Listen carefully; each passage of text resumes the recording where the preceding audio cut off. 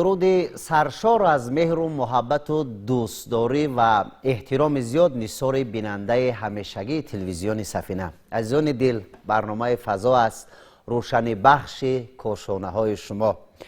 چون هر وقت دوستان گرامی قدر به برنامه ما مهمان آمدند، هنرمندان رامیشگران انسامبل نوروز دانشگاه ملی تاجیکستان که من ایشان را خیر مقدم میگویم. تشکر که به برنامه ما آمدید. و راهبر موسیقی این انسامبل در کنار من نشسته است، حسین شریفوف. حسین جان، شما را خیر مقدم میگویم. امیدوار هستم که این شام زیبای زندگی هموطن ما را بازم با پیشنهاد موسیقی های زیبا، نوازش های جالب رنگین تر میسازید. سلامت باشید. تشکر. حسین جان، از نام کل رامیشگران انسامبل به بیننده ما یک سلام گرم بگویید.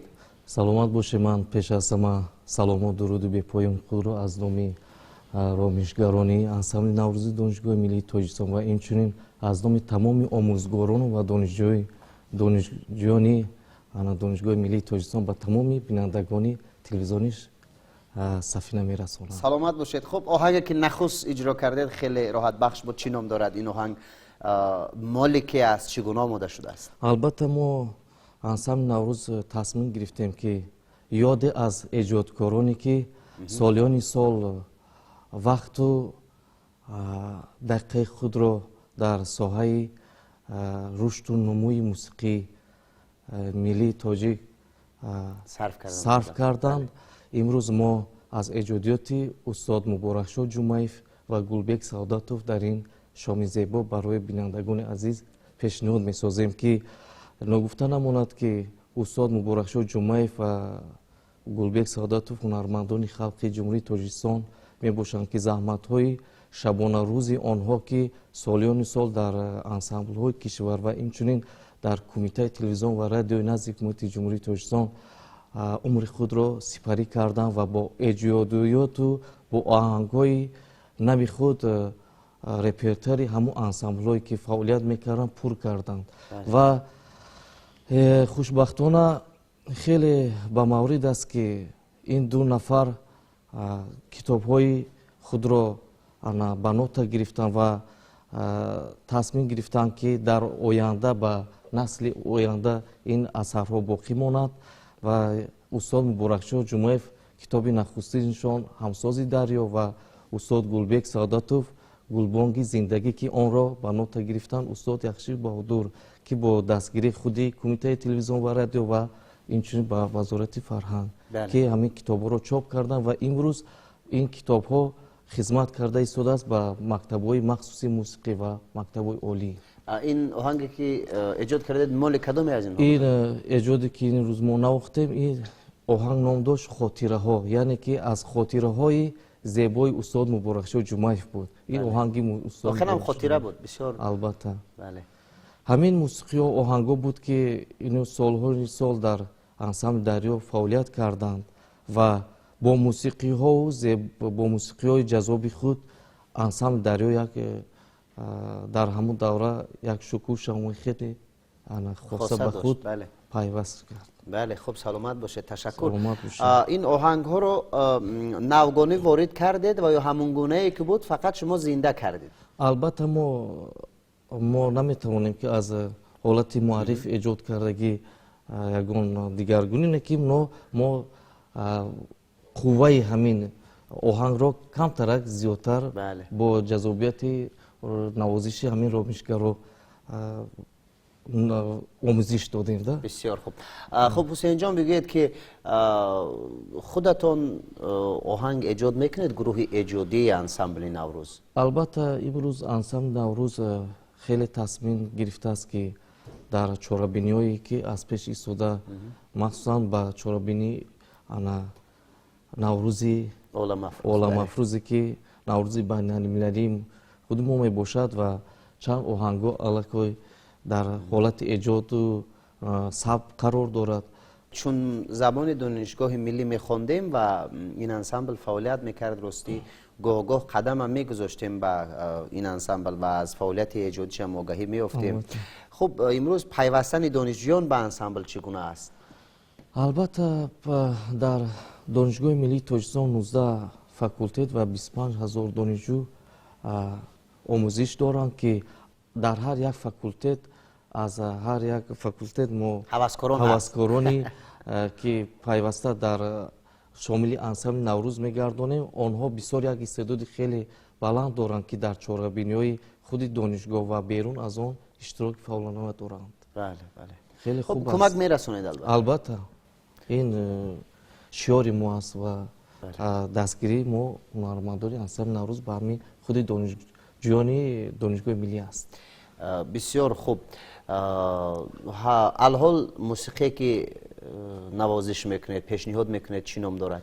ин оҳанг сайри гулшан ки худи устод муборакшоҳ ҷумаев дар фаъолият ки дар ансамбли дарё фаъолият мекарданд эҷод намуданд ва ман шоҳиди ҳамин оҳанг ҳастам ки устод муборакшоҳ ҷумаев ҳар вақте ки ба кор ба ансамбли дарё меомаданд ҳама пеш ба кор ҳозир мешуданд ва аз ҳама охир аз кор ба хона мерафтам. ман таҳто ёд дорам ки рӯзҳои шанбе якшанбеам рӯзҳои истироҳатиам устод дар ҳамон утоқи ансамбли дарё дар ҳолати эҷод қарор мегирифтанд ва ман як рӯз субҳгоҳон даро кушодам ки устод муборакшоҳ ҷумаев эҷод карда истода дар сари фортепианам ба даст ишора мекарданд ва ҳолати эҷодиро ӯ қадар ҳис намекардӣ ки чӣ гуна оҳанг эҷод мешавад. вақте ки худшон пайваста кӯшиш мекарданд ки оҳанги зебо барояд ва ба аҳли мутрибон гузаронанд баъд рӯзҳо мегузаштанд устод ки оҳангро омода мекарданд ва ба мутрибон нишон медоданд бисёр як садову маззаи дигар пайваст мешуд. чаро сайри гулшан ном гузоштанд? албатта ин худи ҳамон фикру ақидаи худи ҳамон устод аст ки сайри гулшан ҳамон дар ҳамон ҳолати баҳор вақте ки гулу бута вақти зебоии шукуфтанҳо буд ҳамон ҳолат ба фикр ман ки ҳамин оҳанг дар оҳанг тасвир шудааст сайри гулшан. бисёр хуб. пас агар гурӯҳи эҷодии шуморо мишкарон омода бошанд мо ва бинандаҳо ташнаи шунидани мусиқии навбатӣ ҳастем. саломат бошед. хоҳиш мекунам.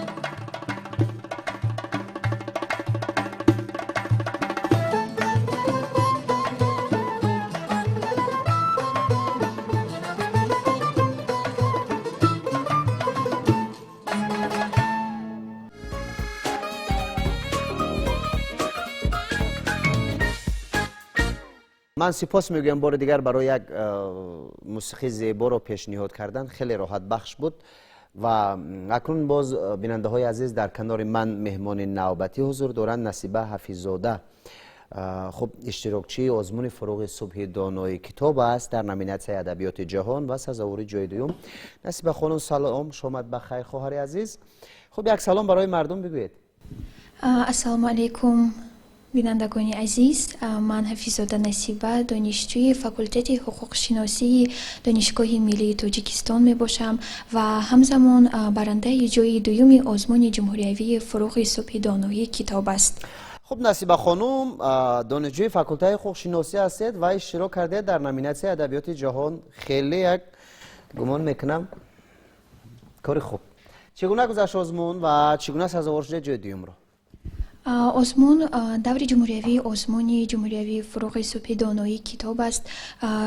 خیلی هم شفاف گذشت و اعضای حکمان وابسته به همان روی خطی که اشتراکچیان و آنها پیشنهاد نموده بودند سوال و جواب میکردند و البته که سوال و جواب ها دقیق و عمیق بودند تا اینکه اعضای حکمان کاملا مفتون همان دانش و مهارت و ملکه هر یک اشتراکچی گردند و همین نامیناسیون رو من محض برای آن انتخاب نمودم که فکر میکنم برابر دانستن ادبیات هم معاصر و هم کلاسیکی خش انسان باید از ادبیات مملکت‌های خارجی نیز برخوردار باشد و به همین وسیله به وسیله مطالعه کتاب شوق خواننده به آموزش زبان‌های خارجی نیز بیدار می‌گردد و چون امروز مناسبت‌های جمهوری عزیزمان با مملکت‌های خارجی که خوب است آموختن، البته که زبان‌های خارجی نیز ضرور است. خب کدام از زبان‌های خارجی رو می‌دونید؟ عین حال من زبان روسی، انگلیسی و آلمانی را از خود کرده ام و تا حال زبان آلمانی را می‌آموزم و در آینده مقصد دارم که زبان خطایی را نیز از خود نمایم. بسیار خوب. در فاکولته حقوق شناسی کورس چندم می‌خونید؟ عین حال من در فاکولته حقوق شناسی در کورس دوم می‌خوانم. کورس دوم. چرا محض انتخاب کردید رشته ادبیات رو؟ دوست می داشتید از زبان خردی یا که چگونه بود؟ البته که با خوندن اثرهای گوناگون من از خردی شوقی به اندازه دارم و فکر میکنم که برابر همین آموزش فنهای حقوقی انسان باید البته که پیوسته کتاب خواند و دانش و ملکه خود را همه روزه زیاد گرداند و انسان همان وقت انسانی همه جانبه رشد و تربیت یافته به حساب می رود چون پیوسته کتاب خواند، زیرا همین بزرگترین ثروت معنوی انسانی این کتاب است و نام نیک انسان محض با علم و دانش باقی میماند و انسان جهان را محض با همین علم و دانش خود تسخیر میسازد. خب صحتمند باش خواهر عزیز. از عالمانی که در ادبیات جهان نقش مهم دارند و واقعا برای رشد ادبیات جهان سهم بارز گذاشتند، از ایجاد کدامشان خوانده و کدامش برای شما پسند بود که تاکنون شاید پس از آزمون هم همون کتاب ها رو ورق بزنی؟ از اثرهای ادیبان خارجی من بیشتر به اثرهای ادیبان روس و ادیبان مملکت‌های اروپا شوقی به اندازه دارم و اثری دوست داشته من رمان لیو نیکولایویچ تولستوی وینا میر می باشد و همین اثر رو فکر میکنم که لحظه های همین اثر تا ابد در خاطره من باقی خواهد ماند و تا حال گرچنده که اثر رو من یک چند مرتبه مطالعه نمودم، تا حال بعضن وقت لحظه های همون خاطرمانی که در خاطر هم جا گرفتن ورق میزنم و خوشحال میگردم. بسیار خوب. انا نصیبه بونو یک سوال دیگر میخواهم از شما پرسم که اطمینان بود کامل به معنای اونه که در آزمون نصیبه موفق میگردد؟ چون رقیبان گمانم خیلی زیاد بودن. بله، رقیبان نظر به سال اوله آزمون امسال زیاد بودند، اما من با باوری داشتم که سزاوار یکی از جایهای افتخاری میگردم چون فکر میکنم وقتی که انسان مهنت میکند البته که ثمره نیکی مهنت خویش را میبیند. آفرینت بود خواهر عزیز. پس گمان میکنم که حسین برادر عزیز ارجمند ما هم چند جمله دیگر میگوید که حال حاضر بند چی کار است و یک موسیقی دیگر مینوازند. البته یک چیز رو با مورد حرف بزنم که این دو نفر استاد که سالیان سال فعالیت خویش رو در رشد و نموی موسیقی کسبی ملی تاجیک صرف نمودند و از طرف خود حکومت جمهوری تاجیکستان همچون هنرمند خلقی سرفراز گردند و اینها در طول چند سالهای فعالیتشون تمام شهرهای آسیای میانه و اروپا و خارجی رو سفر نمودند و موسیقی ملی تاجیکی رو муаррифӣ намуданд. мусиқи сеюме ки менавозид аз ки аст? мусиқи сеюм менавозем ин ҳам аз устод Муборакшоҳ Ҷумаев ва баъдан аз устод Гулбек Саъдатов. бисёр хуб. пас барои оне ки бинандаи мо аз барнома дил накунад ва як хотирашон шод бигардад, як мусиқӣ ҳамроҳи Насибабону ва бинандаҳо бо навозиши шумо мешунавем ва дӯстони азиз ёдовар мешавем ки дар барномаи мо ҳузур доранд ромишгарони ансамбли Наврӯзи Донишгоҳи Миллии Тоҷикистон ва ҳамчунин манамин Гулдухтараки Зебо Ҳафизода Насибабону, донишҷӯи факултаи ҳуқуқшиносии Донишгоҳи Миллии Тоҷикистон. Марҳамат.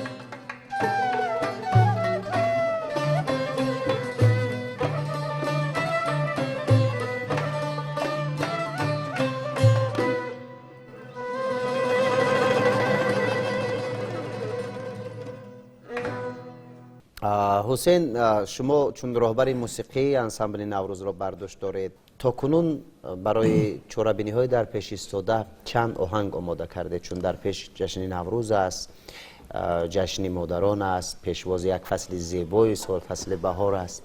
ансамбли Наврӯз чорабиниҳое ки дар пеш истодааст, ду мусиқи хуберо сабт карда истоданд ва худо хоҳад дар ҷашнҳое ки дар пеш истода бо ин мутрибон мо рӯи саҳна мебароем ва ҳамзамон як чизро бигӯям ки мо аз эҷодиёти устод Муборакшоҳ Ҷумаев ва Гулбек Саъдатов имрӯз навозиш кардем ва ман як чизро гуфта метавонам ки ин ду нафарро таърих ҳеҷ гоҳ фаромӯш намесозад ва номҳои ино бо хати зарин сабт шудааст ва ҳама он суруду эҷодиёте ки ин нафарон эҷод намуданд дар хазинаи тиллои радио маҳфуз аст.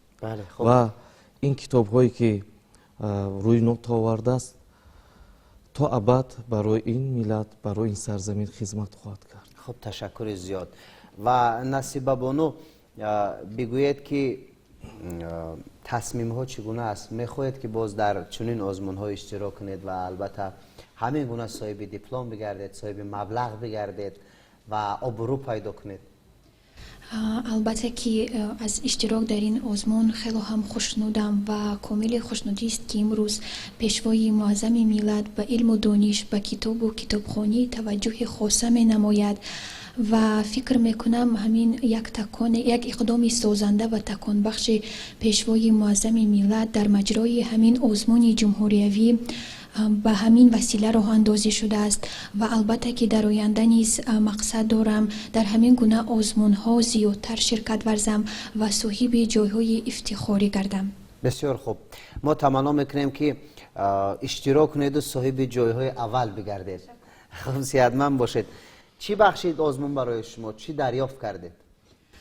پیش از همه جهان معنوی من باز هم بایوخانی گردید و برابر همین شناسایی با اهل مطالعه کشورمان فکر میکنم من با جوانانی بسیار صاحب استعداد را نیز واخوردم، جوانانی که حقیقتا زبانهای خارجی، ادبیات مملکت خارجی را کاملا خوب مطالعه نمودند و این هم باعث خوشنودی است که امروز این آزمون توانست واقعا فروغ‌های صبح دانایی تمام کشور را چراغان روشنی افکن را بین هم جمع آوری نماید و هر یک داوطلب، هر یک اشتراکچی با دانش اندوخته از کتاب‌های خوانده اش، با اشعار از یاد نموده اش، سخنوری و سخندانی خود همگان را مفتون عقل و دانش و خرد و ذکاوت خود گردانید. نصیبه بانو، من سپاس میگویم به شما برای اشتراک به برنامه ما و برار میخواهم در کسبیت، در خوانش، در ازبر کردن علم به شما خواهر عزیز.